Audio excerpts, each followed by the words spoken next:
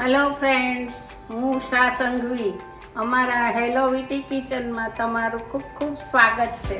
આજે આપણે આલુ પરોઠા બનાવવાના છીએ નવી સ્ટાઇલમાં. મેં બાફેલા બટેટા લીધા છે, આશરે 200 ગ્રામ છે, બાફી લીધા છે. હવે આપણે આનો ચૂંદો કરી નાખીએ.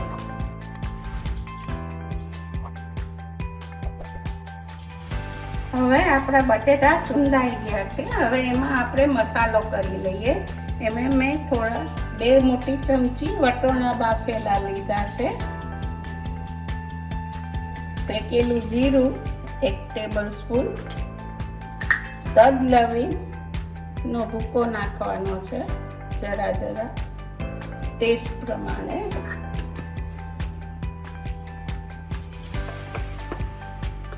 હવે આ ચમચી હળદર, 1 ચમચી ધાણા જીરું, ચપટી હિંગ, અડધી ચમચી લાલ મરચું, 1 ટેબલ સ્પૂન આ મેં લસણ, મરચાં અને આદુની પેસ્ટ છે, 1 ચમચી નાખવાની છે. હવે જોઈતા પ્રમાણમાં મીઠું. મેં આમાં વટોણા નાખ્યા છે, તમે કોઈ પણ વેજીટેબલ નાખી શકો છો. અને હવે જોઈતા પ્રમાણમાં આપણે ઘઉંનો લોટ નાખશું ને આવી રીતે આપણે પુડલાનું ડોઈએ ને એમ ડોઈ લેવાનું છે.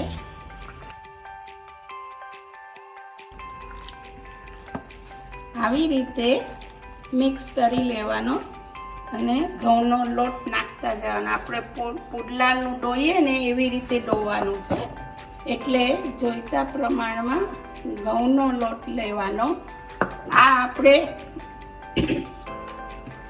વણવાની કે ગોળણા કરીને લોટ બાંધીને કરવાનું નહીં આવે.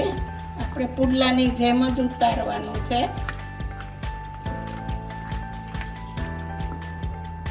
આપણે હવે આવું ધોવાવું જોઈએ અને મારે લગભગ 1.5 વાટકો જેટલો લોટ ગયો છે ઘઉંનો. પછી તમે જેટલા વેજીટેબલને જે રીતે નાખો એટલે આવી રીતે થિકનેસ વાળું જોઈએ. હવે આપણે પાથરી દઈએ ઉપર. નોનસ્ટિકમાં કરવાનું આ.